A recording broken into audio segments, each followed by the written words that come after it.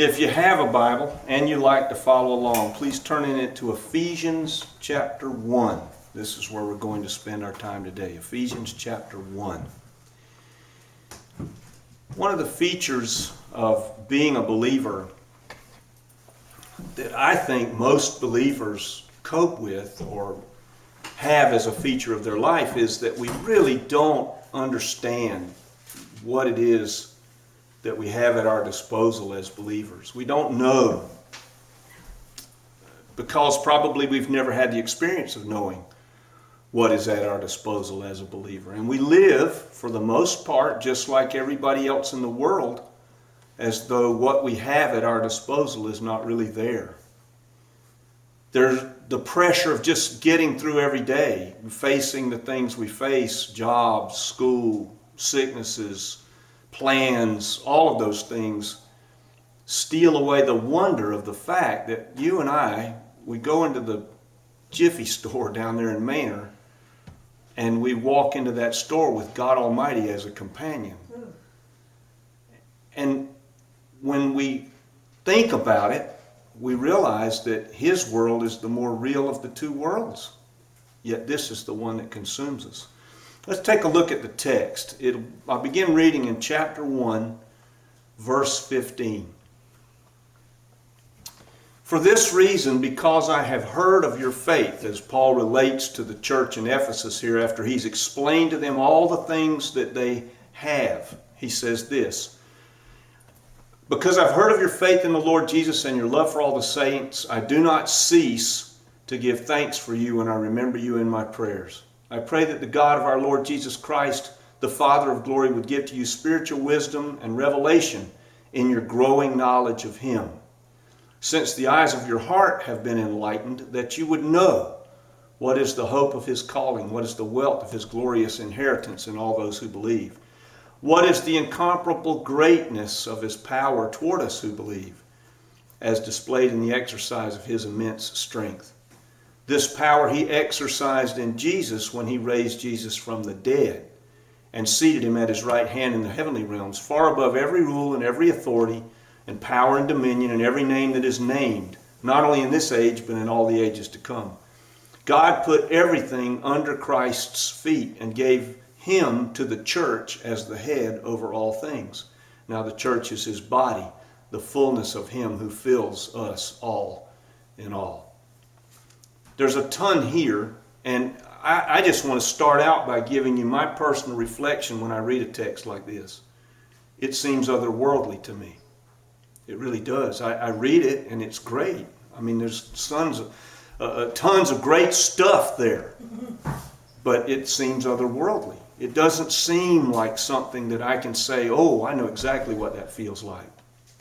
Now, I hope by the end of the sermon, maybe we'll have a little greater grasp of what it actually is. One of the features we have to keep in mind as we read it is Paul's writing this from prison. He's not writing this in the comfort at his desk with a cup of joe and a nice pen and some nice paper in front of him as he can take the time to pause and reflect, and as we used to joke in our church in Pennsylvania, seek God's face without any worries about anything else. I mean, he doesn't have that occasion. He's under house arrest. He wrote several of his letters from this position of house arrest at that time, this being one of them. Paul was in a lockdown, if you want to say it that way. I mean, he was in a lockdown. He couldn't go anywhere. He was not allowed out of this house. And he could have visitors, and a lot of people came to Paul. Tradition holds that people streamed to this house in Rome constantly over the years that he was in house arrest because they wanted to catch some of Paul's wisdom, some of the things that he writes about right here, to visit with the person who's writing these things and have these things become more real for them. Paul had something to give away, and the believers that knew of Paul knew it, and so they came seeking just that was. And he says some very specific things in this text, and I think it'd be good for us to think about them just a little bit. He says he wants us and the people in Ephesus to have the spirit of wisdom and revelation. Well, what does that mean? Well, it means that there's something to be revealed that we don't have. And his he says as one of the goals of this spirit of wisdom and revelation is to know God better. Now that sounds so simplistic to me. Okay, I get to know God better. That's fantastic. But the word know there is not the kind of word that we think of when we say, I know the sun rises in the east. It's not that kind of knowledge. The word know here is a word that means a kind of intimacy that spouses have. That kind of knowing, where it's so deep and so immediate and so real that the knowing of God becomes like that for us, deeper than we would even know our spouse. How free are we in it? Well, that's the problem, isn't it? I mean, we live in the mundane, so the mundane world, driving places, going places, buying groceries, taking care of children, whatever it is we do, doing our jobs at work, those things strip away all of this knowing that Paul wants us to have. That's the tension that is always there for me. When I read the Bible, I am not a good devotional reader at all. Because for me, I feel that tension every day of my life. The tension of, I've got to worry about this practical aspect of living. But I got Paul telling me here, have this spirit of wisdom and revelation so that I'll know God better. How do I fit those things together? Well, some of it is entailed in us, you and I, letting go of some of our interests. Now that sounds very simple and, again, simplistic. Oh, well, I guess then I'll just not watch so many episodes of whatever it is I like to watch. Well, maybe that's the solution, but I think there's something far deeper that goes on here. All of us in this room, I don't care who we think we are, we bear marks that we've got from when we grew up. All of us. And those marks change the way we would read a passage like this. Now, for a person who's raised in a beautiful experience in a home where the parents are together and everything's just working really well and they have that perspective of mom and dad that is really full and free, and I know a person like this who's been raised in a home, and this person is just one of the most open persons you would ever want to know. They're open, they're what used to be called expansive in their thinking. That is, everything's a way to look up for them. I wish I were like that. I really do. But what we do is, because of the things that happened to us growing up, we hold back from God. We hold back because there's a fear. There's a fear. We restrict how much of ourselves we will open up to God because we're afraid that God will allow something to happen to us like happened to us when we grew up. I remember when I was sitting in First Baptist Church, Waycross, Georgia, which I probably shouldn't say out loud because I'm recording this, but nevertheless, we'll take that chance. When I was sitting in that church and hearing a friend of mine who was 2 grades above me in church, I was in middle school and she was in high school. And she wanted to be a missionary to Africa. She felt called. I mean, they brought her before the whole church, and this is back when there'd be 600 people in there on a Sunday morning. I don't even remember her name. Beverly, that was her name, Beverly. They said Beverly wants to be a missionary to Africa. And she did become a missionary to Africa. And I remember it, sitting there looking at her, smiling, just beaming, and the pastor just beaming. I'm thinking to myself, I don't want to do that. I don't want God to send me to Africa. Africa's a bad place. I like it here. I like having a refrigerator, and I don't want to live in a mud hut. And I don't want to bathe in a river where there are crocodiles and snakes. I don't want to do any of that stuff. Good for her, but not for me.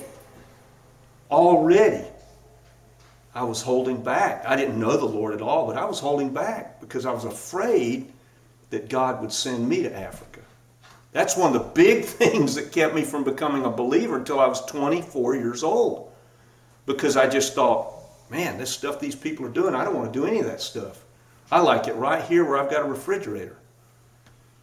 So Paul is speaking a language here to us that I'm going to be really honest here, as though I would lie, but I'll be extra open. How about that? It's hard to take it in. The kind of language Paul uses here is hard for me to take in. He speaks of the power comparable to the power that raised Jesus from the dead. And he says that that power is available for you and for me and for the people in Ephesus. Now that's awesome. I like the sound of that, don't you? But is that really the reality that we live in day by day by day? For most of us living in the world, I'm going to say it's not. Why is that? Most of life just looks the same to me. I get up, I stumble around to get myself into the stool where I'm going to sit down and put on some pants and shoes. I stumble around to get myself a cup of coffee. I stumble around to get the dogs hooked up. I do all that stuff every day. I'm stumbling around for the first half hour that I'm awake because I don't wake up very well. And then I go to a job and I do that job every day. It's the same job. My wife gets up, she gets ready, she goes to Valdosta to do the same job. You all do the same things. We all do that. And so this mundane world, I just got to be honest here and say it does not inspire me to anything. Does it inspire you? Do you wake up every day just, I'm inspired by the fact that I'm awake today? I have to be honest and say I'm not. This mundane world strips that from me. Does a good job of it every day. Paul says something here, though, that I think would be helpful to us. And I know this sounds very pastoral. I don't mean it that way. It's the truth. I've been praying about this all week because this hurts me. Right. This hurts me to think that Paul's telling me all this neat stuff that I look at it and I say, this sounds like a different world than the one I live in. But he says, the eyes of our heart, the word there in some translations is enlightened, in some translations have been opened. So there's something there that we're supposed to be seeing here about all of this, that for whatever reason we're not. But this is where the text, I think, can confuse us a bit. Our first tendency is to look at a text like this and think it means the outside. It means that life on the outside is going to change in a dramatic way. I mean, you got a lot of TV preachers, and that's what they would tell us about a text like this. Your life, your best life now, whatever that means. And we all place that into boats, cars, jobs, family, money, all of that kind of stuff. Ease, comfort, security, all those features of living that we find so important. That's not what Paul's talking about at all. He's in prison. Paul is writing this text from house arrest. He's been in house arrest. He's going to stay there until they take his head off. So what's he talking about? He's talking about the inner person. The inner person, who we are inside. Paul is not, this didn't come from a book. Paul didn't get this from a book. That's so important. Paul's been beaten, he's been shipwrecked, he's been stoned to death. Most commentators think that Paul died when he was stoned, and that they dragged him out of the city to get rid of him so that Rome wouldn't get involved, and that he was raised from the dead. I think that's right. He was hungry, he was thirsty, he was sleepy, all in danger constantly, all of this. So when Paul writes this, he's talking about something else. He's not talking about your best life now. He's talking about something inside. This place to which he writes is Ephesus. It's a city in Asia Minor, a famous city, because one of the wonders of the world is there. The temple to Artemis, or Diana, whether you're a Greek or a Roman, whichever one's the same deity. A meteorite had fallen in Ephesus, and they gathered the meteorite and said that this object was the goddess Diana, or Artemis, in the meteorite. And so they built a temple around it. How do you celebrate Diana or Artemis? You go to the temple and you have an orgy. That's how they did that. That was what you did. Whee! Let's go. Who's not up for that? So Paul is writing to this church in Ephesus. These are the people he's writing this to. That means something. He's writing to a people for whom paganism is real. It's not something that they just, sit home and contemplate with candles burning. It's real for them. So when he talks about this change that's supposed to take when our inner eyes are opened up, he's talking about something that means something to these pagans as well.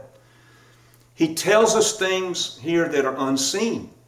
And he's telling us that these unseen things are more real than the things we see. Now that's really hard for us. We live in the real world. We don't live in the unseen world for the most part. How often, though, think of it like this, how often does the external world beat into your life and mine? If we could only conquer the inner world, the external world really wouldn't matter to us that much. It's like the proverb that says, even a strong person can be laid low by a sick heart. If they're sad inside, it doesn't matter how strong they are outside, they're laid low by it. Well, the converse is true too. No matter how dangerous or scary or unpleasant the outside is, if the inside can be made different, then it doesn't seem quite so dangerous or scary any longer. The philosopher, the atheist Nietzsche even said, you can endure many a what if you only know the why. I think he was onto something. So only God can give us these things. Paul is informing us what it is to be enlightened, not in some other world, but right here, in this one. He's saying to us, if you know God, here's what you need, he's saying to you and to me. If you would just know God better, if you would have a better concept of God for yourself, then God would open up these things to you such that you could then move through this world no matter what, more properly, more effectively, more freely. The inner life is that critical component. The hard thing, though, is, and it is hard for me, is to see this as real in my everyday life. It's just really hard. So the question is the seeing of this in everyday life the norm for us? And I'm going to say it is not. It's not. So it's got to mean something that Paul would even challenge us with this way. I'm going to say in Paul's life it's not the norm. Paul was beaten, shipwrecked, cold, hungry, everything that happened to him. So he went through stuff, but he's talking about something that's inside Paul that affects the way he faces what's outside Paul. I am convinced, and I believe this with all my heart, and I pass this along. God will show up when he really, really is needed for you and for me. Paul's going to be beheaded.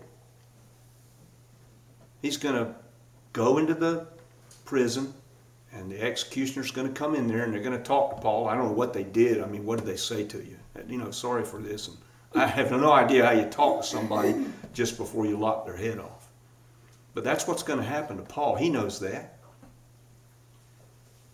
And yet, he is clearly, from this text, believing that God will show up when God is really needed in that way.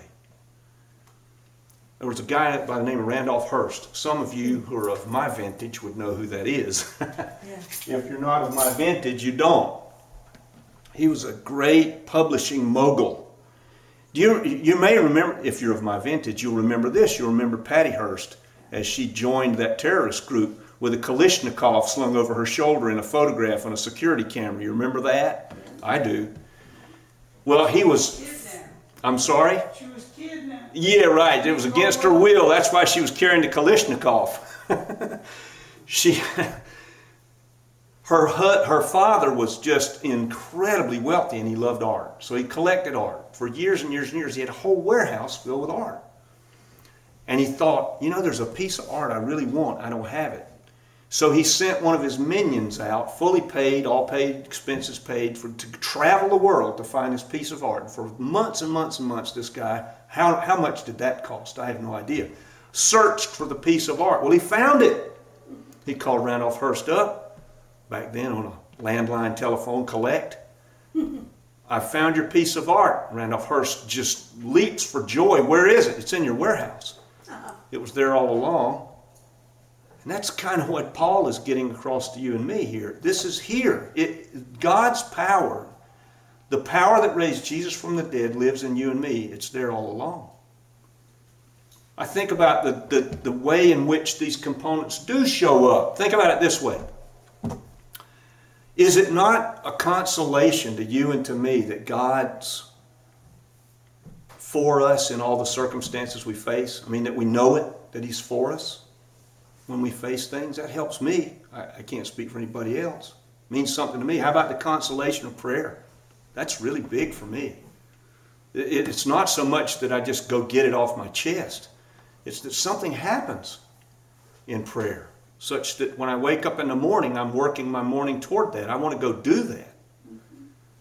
And then the empowerment of prayer when we face something dire. I would love that everybody would have that who's a believer. When I look at somebody like what Tristan is going through right now, I hope that Tristan has that.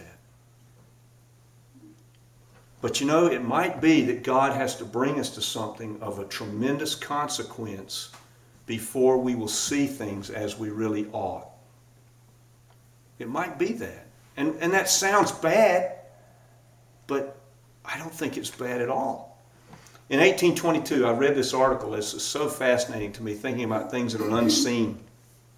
There was a pastor in Germany who had a son. The son's name was Heinrich Schliemann. Now, we don't have baby books over here that have that in there. I don't have any friends named Heinrich. But when he grew up to be 7 years old, he loved the Iliad and the Odyssey. He read them. Now, that tells me something about the educational system in our country, because I was in junior high school before I even knew what the Iliad and the Odyssey were, much less having read them. But he read them, and he believed there was a Troy. He believed it. He was so enamored with the classical era. When he grew up, got out of college as an anthropologist and archaeologist, he discovered Troy. And when he discovered it, he found some ancient treasures there, which he then sold and made him a wealthy man. He believed, in spite of the outward appearance, the things that were true about Troy, and it changed his life. Well, how much more so in believing that God is for us in the way that Paul is describing here should change the outward appearance of our life. The experience of God is said to me, and I'm going to relate this to you from my own personal experience. I don't like to do that a lot because it's kind of weird because being up here, but I'm going to tell you this just because it meant so much to me. I was praying the other night, deeply concerned about where the country is going.